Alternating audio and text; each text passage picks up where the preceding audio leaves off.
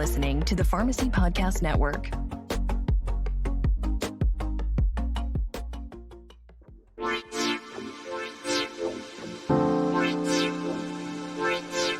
Welcome to the Sports Pharmacy Podcast. My name is Dr. H, and I am your host. I am a wellness pharmacist, pharmacy owner, and certified sports nutritionist. Join me while we discuss a wide range of topics ranging from health and wellness, sports, and even some small business secrets. Feel free to join our Discord for more interactions with me and other fellow listeners. Now let's get into the show. Welcome, Sports Pharmacy fans. I have with me my good friend, Kunal Shah, here with me. What's up, Kunal? What's going on, man? Not much. Excited to be here. So Kunal Shah is business law attorney with the law firm of Spencer Fane in North Dallas. Cool thing about Kunal, he happens to be my business attorney. So I always like to say he's my attorney first, and then he's my dear friend. Is that fair to say? Friend is used very loosely, I see here, but no, of course. I look at you as a friend first. I appreciate that, buddy. So we met via a Facebook group in our neighborhood. I'm not going to go deep into how we met via the neighborhood group, but just say, hey, this guy seems pretty cool. We should become friends. And that's what happened. We really became fast friends. I got to meet his lovely family, between his wife and his kids are just great people. And I just got to know Kunal over the years. And he was nice enough to come on and talk to us today about some legal issues that a lot of his healthcare clients see. So Kunal, man, please tell us a little bit about yourself and where you went to school, where you're from, everything. Definitely. Thank you for having me. I've been following your podcast for some time, and it's actually one that I enjoy listening to. It's very interesting. As your audience will get to know now, I'm from the Northeast. I grew up in New Jersey. I went to school out there at Rutgers. I worked in the New York area.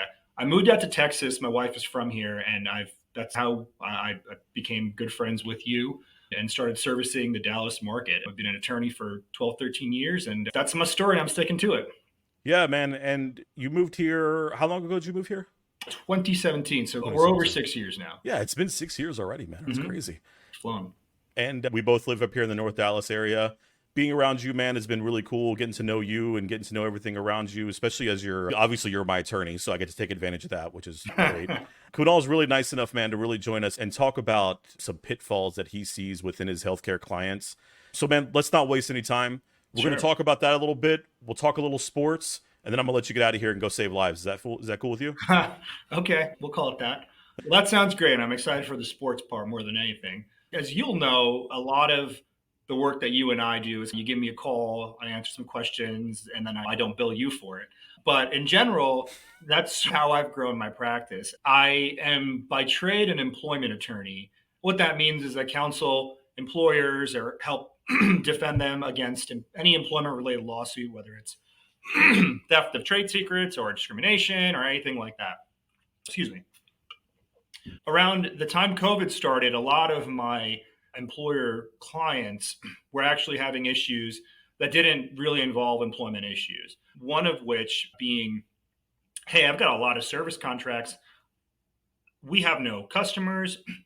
When it came to my clients in the medical space, whether it be hospitals, pharmacies, pediatric facilities, my clients run the gamut from smaller neighborhood facilities or providers to hospitals in Dallas. All of them had the same question, which was, okay, we've all been told, especially for the hospitals, we can't do elective surgeries. We've got all this PPP. We've got all these service contracts. I remember that. Yep. We can't. We're paying out the nose for people to come maintain products that we're not using. We're paying for a lot of inventory. We're paying for supply chain management. We're paying for EHR services. And what I noticed was a lot of my healthcare clients had so many service agreements that they didn't do anything. They actually outsource most of their needs, right? Whether it be even pharmacists. And I think I talked to you about this. I have a hospital in Dallas that for a time period outsourced their pharmacy, right? They were contractors working at the hospital. And that's all fine and good. But when your service agreements start adding up, you probably stop looking at them. You probably stop reading them. And for lawyers, right, we read everything. Even if I go to a theme park, I'm looking at the back of the ticket just for fun, right? But what I've noticed and what has grown my practice from just an employment attorney to a business attorney is that a lot of healthcare professionals, yourself included, will see a need and will accomplish that need by getting into a service contract or a vendor agreement with a third party. So it's kind of out of source, out of sight, out of mind, right? Because you all have a lot more important things to do, whether it's physicians, whether you have patients, you have patient needs, you have more pressing issues. So what happens is you sign an agreement, and your contractors, your service providers, the pitch is where they make their money, right? They're not making their money necessarily by delivering you the best quality or the best product. What they're doing is they're selling you something amazing. They're promising to make your life easier for a fee.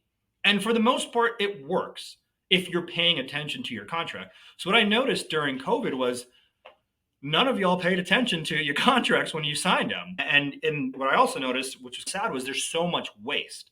Now, we all know that the healthcare industry is going through growing pains, and there's a lot of restructuring and bankruptcies. And a lot of that has to deal with too many hirings, these vendor agreements that you can't get out of, and waste. I call it all kind of economic waste. Pretty early on, I noticed that, man, a lot of these contracts had major issues in them that for attorneys are the easy kind of make sure this contract doesn't happen, one of which is a term limit. I had a contractor who signed a maintenance agreement to with some third-party company to maintain their equipment. It was a hospital, and to maintain really expensive equipment that they didn't want to maintain and keep lubricated and all that good stuff. And they signed a 5-year agreement. After about a year of not using the agreement through COVID, they realized, okay, we actually don't need this company. And they're actually not even coming out anymore. They're not calling us per the agreement. They're supposed to give us maintenance records, check in with us. And then you read the agreement, it's for 5 years. And then it also has a cancellation penalty where it says, oh yeah, you can cancel this earlier than 5 years. You just owe us the rest of the balance going forward. And some of these are $10,000 to $20,000. This particular one was about $280,000 for the rest of the contract, right? That's a lot of money. But in that scenario, when you've already entered into the contract, what we do is we identify, okay, why do you want to get out of it? Is it something that you can legally get out of? Meaning force majeure, which is the governor of Texas is saying, you can't do elective surgeries. Okay, then we can find a way to say there's a third intervening pandemic that's preventing you from doing this. It's in your contract, so we're allowed to get out of it. Or for other providers and other contract issues I've seen, they're just not doing their job. So they've breached the agreement. So then you call me, and then we write a letter or we reach out to this entity and say, listen, you've breached the agreement. We've paid you X amount of money. We either want our money back, or we want to get out of this agreement, or we want to renegotiate the agreement so it gets to a point where we can all move forward amicably. But those are all the things that I do when you've already gotten into the mess, right? Now, these clients, once they get into the mess, now they overcompensate and send me every single contract that they have, which is great for me. But in general, there should be a delicate balance. There should be okay, some of these things I can read. I learned from my mistakes. Kunal told me, check the terms, check what the notice periods are. I like to enter into service agreements, or I like to have my clients enter into service agreements where they can just give 30 days, 60 days notice at max and just get out of it. Pay for whatever services that they've taken and then get out of it. Walk your separate ways. And most of the time, when the service providers are trying to get into the contracts, they are in their best behavior. They want that business. They want that business more than anything. So if it's something like, okay, we'll give you the business, however, we want to negotiate X, Y, and Z, or we want to be able to cancel this thing if you're not doing what you promised with 30 days notice, they're going to enter into that because they want the money. But two, if they know that this client of theirs has a 30-day cancellation period, they're probably going to work harder to meet your needs because they know they can lose the business at any time. And in a lot of businesses, in yours and in mine, if you're not providing good service, your clients are going to take their business elsewhere. Unfortunately, there are a million of me and you, and we have no sort of contract where you are beholden by us forever. For us in the legal industry, you can't do that. For you, you can't, right? You can't say you're only buying your products from me. There's freedom of choice for your patients. We don't have that. And it shouldn't be expected of our service providers to feel like they have that over us when it's us who they really need. So I think in the grand scheme of things, and I think it's because medical professionals are so busy, like I said before, And they just don't have the time to waste to read contracts because they have so many of them. But that's a pitfall. Right. So what I would recommend to any service provider, whether it's doctors, hospitals, pharmacists, is just read the fine print. And what's funny is I've been saying this my whole career. I feel like the legal industry, a lot of it is common sense. A lot of what I do is common sense until you get into litigation and real disputes, right? But you can actually avoid attorneys. You can avoid paying for an attorney if you just take kind of time and effort. But if you don't have that time and effort, then you should just have an attorney take a look at the contract and make sure you're not getting into things that you don't know you're getting into. But the really easy ones, I still see it to this day, the terms. Okay, 5-year terms, 10-year terms. And then even if there's a breach, let's say you have an issue with a provider who's breached their contract, they sometimes have 30, 60, 90 days to fix. So you're just stuck with these providers. Mm-hmm. I think the moral of the story is, and the best advice I can give to clients is, find a way to keep your service providers on their toes. They need you a lot more than you need them. And their job shouldn't end once you've signed the contract. And I see that a lot. And that's why in any vendor community, whether it's the tech community that's maintaining health records and medical records, whether it's people working for supply chain, making sure that the drugs on your shelf are all up to date and not expired, they promise you ease. And sometimes if your cash flow is great, you're not noticing the waste. But I will say most of the time, there is a lot of waste if you're not communicating with these providers on a monthly or quarterly basis, looking at what they've provided you and seeing if it's met your expectations. One thing I did notice, and you've taught me this really, was that I went to school to take care of people. Every healthcare professional will always tell you, hey, I went to medical school, dental school, nurse, whatever they want to do, is that they went into that service to take care of people. As cliche as it sounds, and I know a lot of people say, oh, don't ever give that as an answer in an interview, but that's truly what we do. We're very empathetic people, and we want to take care of people. And that was one thing that I was lacking, even as a business owner now for 4 years, which is, by the way, wild to think about that I've survived it. Yeah, right. That just like in those years, I feel like I learned more about business acumen than I did ever in my schooling, ever, even in the first year. We're not taught to be business owners, right? I wasn't, at least. I never learned. My parents didn't own businesses. I didn't know many people that did. I had to learn everything on the fly. Sure. And we make mistakes. And I've made my mistakes. You've helped me. Other people have had it much worse, but it's nice having that backup, like someone like Kunal that can be like, hey, H, what the hell were you thinking? It's nice knowing that.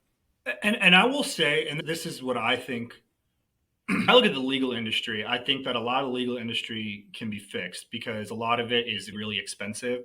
And I say this to all the time. Lawyers are for pretty wealthy people. It's unfortunate. And a lot of time people only go to lawyers once the problem is there, once the litigation is ensued, once the claim has been made.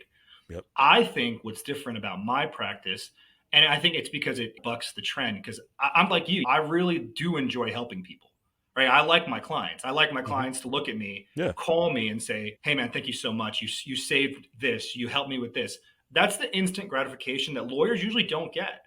But as a lawyer who spends most of his time counseling and advising people to stay out of litigation, I'm actually only hurting myself by doing that. Out of your pocket, man. But in the end of the day, it makes me a lot happier. It makes me feel like I'm doing actual good in the world.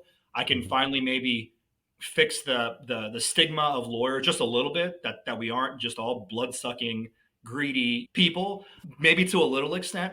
But in the end of the day, there is a lot of skill that we have, just like you have, just like doctors have, that can help people pretty quickly.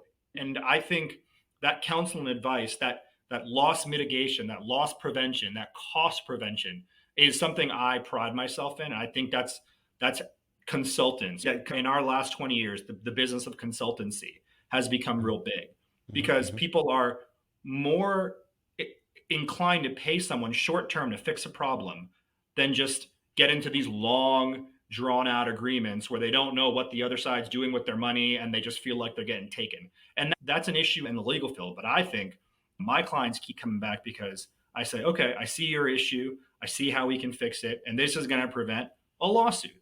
And I think for the most part, it does work. And I think the same thing. And that's how I feel like I'm actually helping people. I'm saving lives, right? I think I'm just saving money. Mm-hmm. I think That's for a some people livelihood, that man. I Money think for some talks. people that's as important as Yeah. saving Yeah. lives. It shouldn't be, but I Yeah. think saving money helps you keep your stress levels down Yep. Yep. and probably will make you live a little bit longer. Hey, Yeah. maybe I am It saving money. works.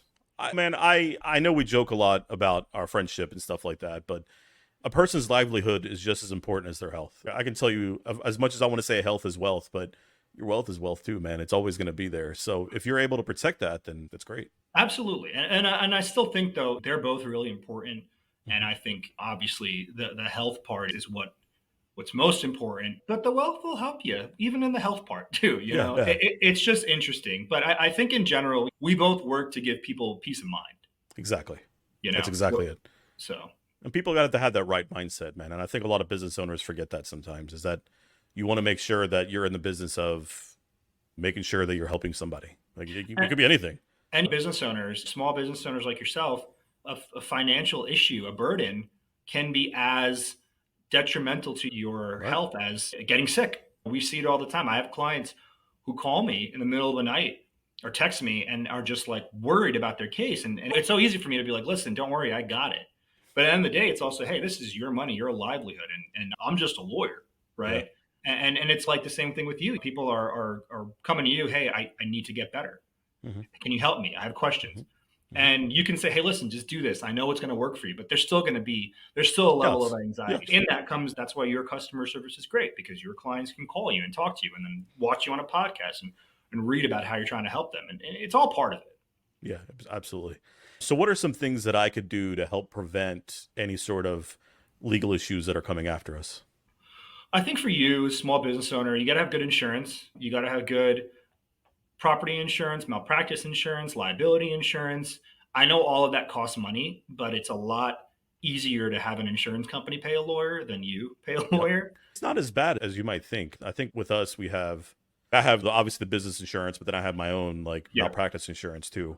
It's nice for I didn't have it before but it's nice for just peace of mind. And it's like you said, I would gladly pay for something if it makes my life easier. And if it gives me, And I tell clients, even like for you, it's professional liability insurance. For employment issues, it's employment practices liability insurance. For business owners, bigger businesses, it could be directors and officers liability insurance. But all of that stuff comes into play, whether or not you've done anything wrong. I would say 80 to 90% of my clients who get sued didn't do anything wrong. And it's unfair for them to have to pay to defend themselves in a lawsuit for doing absolutely nothing wrong because somebody has an axe to grind.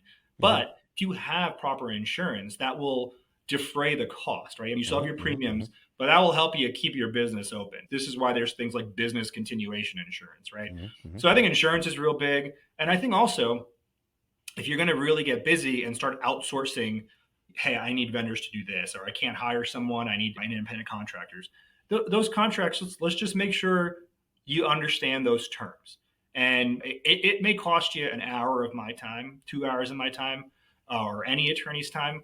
But there are a lot of things in there. Just for example, like if you are having an AR issue, or if a client is having an accounts receivable issue and they cannot pay service providers, and they're like, you know what, instead of terminating my staff or doing layoffs, I can probably get by without paying this vendor who I haven't seen in 6 months, $30,000 a month. You look at the contract, just got to give them 30 days notice, I'm out of it. That's how you can minimize your loss and minimize cost.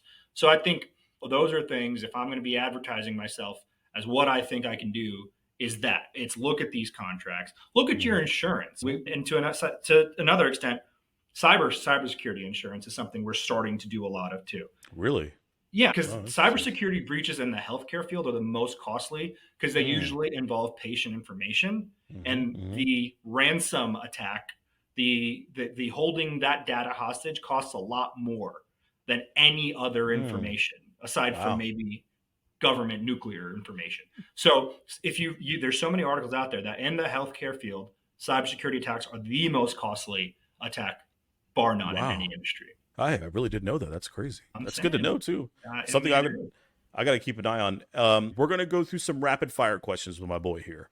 Some are business related. Some are going to be out of right field. Is that cool with you? All right. Sounds good. All right. Ready? Yep. All right. Tupac or Biggie? Biggie. Favorite rapper? Biggie. Your favorite rapper is Biggie? Or Eminem. Okay, thank you. That's what I thought. We had this long conversation about that. Can you get me out of a speeding ticket? No. What do I do if I get jury duty? I think you know exactly what to do, right? Tell them how important you are to the welfare and health of the community. And Yeah, the economy. Yeah, and the economy. Yeah. I can't get out of it. Favorite movie? The Wolf of Wall Street. Fitting. Your favorite type of food? Pizza. Pizza? Of course. Oh, that's true. You do like pizza. Favorite place to get pizza here locally in North Dallas? That's a good one. I would say Mr. O Pizza in Dallas. It's a new pizza place that opened up, originated in Miami, and it's got hands down one of the best slices I've ever had in my life. Really? Okay. Yes. Now you may have to take me there. It's far, but we can go. Is it like a weekend trip to Dallas? Aren't they all? It feels that way, man. I think Kunal passed our rapid fire questions. Let's talk a little sports. Kunal happens to be fan of a sport that I know nothing about. So I've tried to learn. I have researched, trying to find who's their competitors, what the things mean in the sport. But my boy here is a Yankees fan. Being from New Jersey, worked in New York, so he's used to it. How is the Yankee season going? I feel like you know exactly how the Yankee season's going, and this is a loaded question. Oh, they're underachieving. They're absolutely underachieving. They started out hot, right? No, they didn't. Really? They didn't. Oh, they have been underachieving because their ownership and GM are just happy with complacency because they're making money hand over foot. Of course. And they do not want to put the best team out on the field. And so they are not doing well. They should be doing a lot better. They are embarrassing that great city of New York right now. I thought I would play a mean joke a couple of weeks ago on Kunal and said that I was going to be a Mets fan. But I even told him, I was like, I researched the team and I was like, I can't support this team. As bad as the Yankees ever are, the good thing is you've got your little mess up brother in town, the New York Mets, who will always do something to just take the light off of the stink of the season. And they will always sink below levels you thought they could never sink. Oh, no. Who was that player that I told you I liked? I forgot his name. On the Reds, the guy who steals bases all the time. De La Cruz. Yeah. I like him. He's hot. I think he's a rookie this year. I think he's probably due for rookie of the year. Yeah, there's a funny thing about baseball, and I think is something you can get into, is it's changed. Everyone's actually in shape now. I noticed that. Cares about fitness now. Actually, the best players care about fitness. They're the legal fitness. Yeah, I legal. Hope. Yeah. I mean, but you'll see pitchers are playing a lot longer. Position players are playing a lot longer. I think they're getting injured more because it is a unathletic sport. Let's call it gently, right? You're the first person I've ever heard call baseball that. Ever. Oh yeah, it is an unathletic sport, and I feel like you need the extra weight to just. But a lot of these players who are in amazing shape that could play football or basketball, they're getting injured more. What do you think? What do you think the reason for that is? That people who actually take care of themselves better, who are playing a sport which is actually probably the least athletic of the major sports, definitely less athletic than soccer. Why are they getting more injured while they are more healthy and fit? Yeah. There's two things. First, how many games do they play a season? 162. And how many months do they usually do that in? June to October? About 6 months. Yeah. So they're averaging just under a game a day, right? Yeah. Is that fair to say? Yeah. If there's very little recovery time, man, it doesn't matter if you're working out, running, or nothing. If you don't recover properly, which there are tactics to recover, it's going to cause you issues immediately. And if you don't have time to, absolutely, bro. That recovery time is so crucial. And one thing, as a sports nutritionist, one of the things that I learned was that the recovery period has a very distinct difference between active and inactive as far as how the athlete's doing. And that it applies for the types of sports that they're in versus endurance. Because those people that run every single day or play XYZ sport every single day and have no issues because they have a very strict routine that happens with their during the game, after the game, in season, out of season. And a lot of athletes these days are a lot more top heavy. And men have their center of gravity in their shoulders, which is a lot higher than their knees and ankles. So they're more prone to lower extremity injuries because of that. So they're skipping leg day? I hope not, man. You never skip leg day. ever. I just find it real interesting, but that's a good point. And I think you're seeing a lot of that, like in the NBA, players are taking games off and to our detriment. But I think in the MLB, you're probably going to see that. Shorten the season.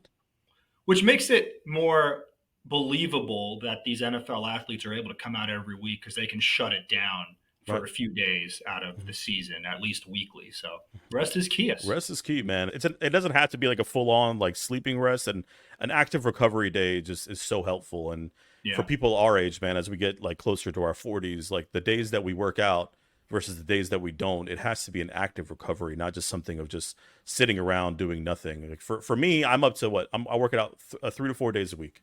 Yeah. And it's Monday, Wednesday, Friday, sometimes either Saturday or Sunday. Those days in between, like Tuesday and Thursday, has to be a walk or something to help, like, just keep your joints moving. So that's one thing that's really important. I know you've gotten really into fitness now, which is great to see, man. Yeah, like I was telling you that one time you were at my house, I've been going about 4 to 5 times a week. Nice, and it's been great. But this week, I've actually told myself I'm going to just take it down to 3 days this week. Good. Because I'm with you. I think my body is starting to need active recovery because it's just not having enough time, because I'll work out, then I'll work and I'll sit a lot. Yep. And I don't feel like taking a walk in 107-degree weather. Nope. So I think I actually got to give my body a little bit of rest to catch up on all that. So I was going to tell you about that kind of offline, that I'm seeing how this week feels. I actually feel good. I feel happy. I don't feel sore. So I think you're right. Rest is key, and I'll probably ramp it back up next week. I think, especially getting up to our advanced age, right? Oh God. In closing, man, first, I appreciate you coming on with me, man. Appreciate you having first me. off, always good seeing you. Anything that you want to leave some of our business owners or people that have general questions about the law, man? Yeah, I think that one thing that people should know just about the law and lawyers is just ask them questions. My first conversations with people are not charged. It's, hey, this is how I think I could help you. This is the issue that I think you have, right? Don't fear that. Because I think even in that conversation, you may not hire me, but you will learn, okay, these are things I got to look out for. And this is somebody who might be looking out for me. So I think what we're trying to do is identify issues to prevent you from getting sued. And I think it's hard for non-lawyers to see that. Even a 30-minute, hour-long conversation, I promise you I won't charge you, will enlighten you on the kind of things you need. And just as if I talk to you, H, like, you may tell me about things that I'm not getting in my body, nutrient, and we've talked about this, but I'm like, wow, we talked about creatine, right? There's such a stigma, and you didn't charge me for that conversation. So I think in closing, it's good to have a lawyer friend. It is good to have a lawyer friend. Even when you were my friend, I was like, I still hesitated even asking you, because I never trusted you guys, man. It's just flat out. But Kunal's done a really good job breaking the stigma of being an attorney. Kunal Shah, business law attorney with the law firm of Spencer Fane in North Dallas. My man, I appreciate you, homie. Thank you, man. Great time. Yes, sir. Have a good one. You too. Thank you for listening. If you enjoyed the podcast, consider giving us a 5-star review anywhere that you get your episodes. Follow us at Sports Pharmacy Pod, as well as me, your host, at Dr. Mix-a-Lot. Join our Discord server for more interactions with me and fellow listeners. As always, stay well, stay hydrated, and I will catch you next time.